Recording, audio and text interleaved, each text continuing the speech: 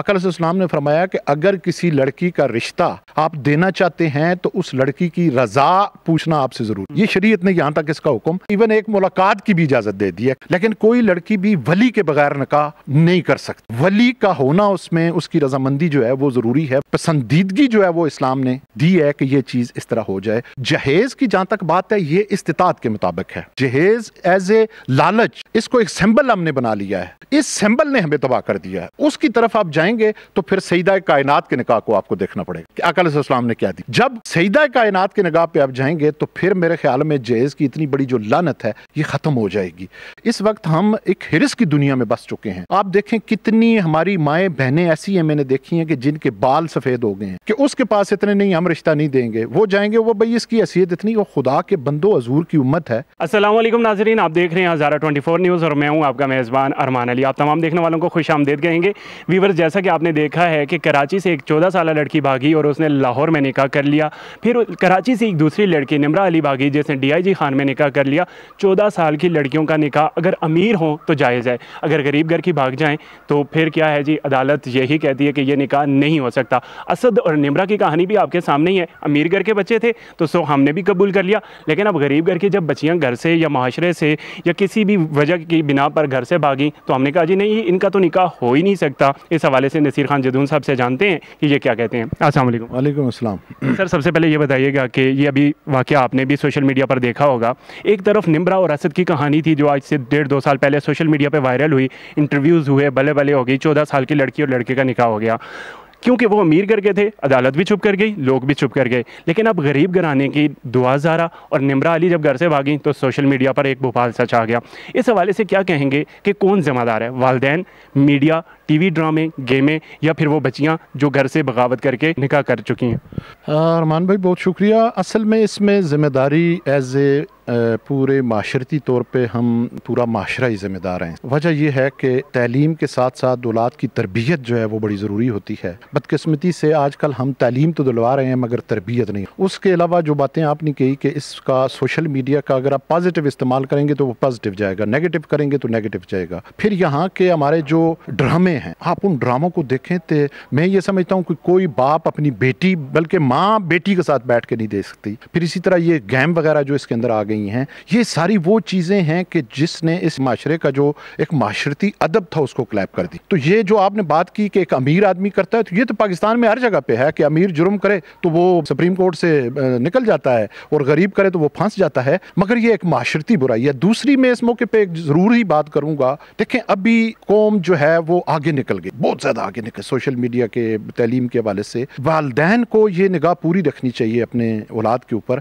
कि वो किस माइंड की तरफ जा रहे हैं। मैं ये समझता हूँ कि इज्जत इसी में है और इसकी शरीयत ने भी इजाजत दी। आका अलैहिस्सलाम ने फरमाया कि अगर किसी लड़की का रिश्ता वालिदैन को हुक्म दिया आप देना चाहते हैं तो उस लड़की की रजा पूछना आपसे जरूरी। ये शरीयत ने यहाँ तक इसका हुक्म, बल्कि इवन एक मुलाकात की भी इजाजत दे दी है कि वो एक दूसरे को, हमने बेसिकली दीन को भी इस हिसाब से छोड़ दिया है। मैं जहाँ तक मतलब है कि अब मुझे कोई रोशन ख्याल कहे, लेकिन ये जेन्युइन बात है, उस हिसाब से अगर हम फैसले करने शुरू कर दें तो मेरे ख्याल में माशरे में इतना बिगाड़ नहीं आएगा। फिर जो ये दूसरा वाक़या हुआ है इसके अंदर, तो क्योंकि वो लड़की मेरे ख्याल में काज़मी ख़ानदान से थी और सादात का एक बड़ा रुतबा है, बड़ा सिस्टम है, तो उस हिसाब से भी उसके अंदर बड़े डिफ़िकल्ट सवाल उठ सकते हैं। मगर मैं ये समझता हूँ कि ये ओवरऑल हमारा माशरा क्लैप कर गया है और वालिदैन को अपनी औलाद की तालीम के साथ साथ तरबियत की भी बड़ी जरूरत है, और फिर साथ औलाद अगर बेटा है या बेटा, उनकी ख्वाहिशात को भी इस मौजूदा सूरत हाल में आपको देखना पड़ेगा ताकि इस तरह की गंदगियों से आपकी जान जो है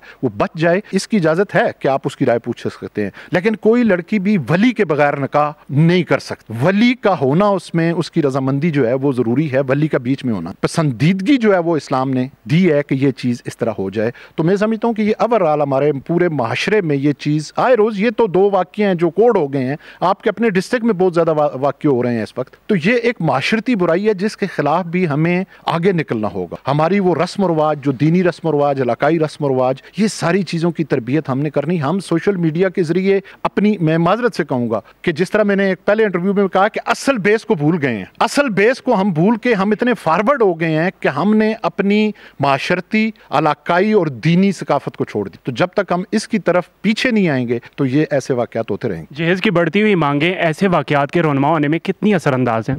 دیکھیں جہیز کے بارے میں تو یہ ہے کہ یہ لوگوں کا ایک غلط نظریہ ہے. پھر بات سیدنا عمر فاروق رضی اللہ تعالیٰ عنہ کے اوپر چلی جائے گی کہ آپ کی عدالت لگی, آپ کی مجلس شورا تھی, تو اس شورا میں سیدنا عمر فاروق رضی اللہ تعالیٰ نے خواتین کا جہیز فکس کرنے کی بات, تو ایک عورت وہاں سے اٹھی صحابیہ, تو انہوں نے کہا کہ عمر یہ اختیار آپ کو کس نے دیا ہے؟ اب ایک تو پہلا تصور یہ ہے کہ خواتین اس وقت بھی مجلس شورا میں تھی, جو آج نام نہاد ملا کہتے ہیں نا کہ خواتین تھیں, تو انہوں نے کہا عمر قرآن نے ہمیں یہ حق دیا ہے کہ جس کی جتنی استطاعت ہے وہ اگر سونے کے ڈھیر بھی دینا چاہے تو وہ دے سکتا ہے, تو آپ اسے فکس نہیں کرتے. تو سیدنا عمر فاروق رضی اللہ تعالی شان پہ قربان جاؤں, آپ نے کہا کہ عمر غلطی پہ ہے, خطا پہ ہے, آپ حق ہیں. جہیز کی جہاں تک بات ہے یہ استطاعت کے مطابق ہے, مگر ہمارے اندر جو یہ چیز شامل ہو گئی ہے کہ جہیز ایز اے لالچ, اس کو ایک سمبل ہم نے بنا لیا ہے, اس سمبل نے ہمیں تباہ کر دیا ہے. اس کی طرف آپ جائیں گے تو پھر سیدہ کائنات کے نکاح کو آپ کو دیکھنا پڑے گا کہ آقا علیہ السلام نے کیا دی. جب سیدہ کائنات کے نگاہ پہ آپ جائیں گے تو پھر میرے خیال میں جہیز کی اتنی بڑی جو لعنت ہے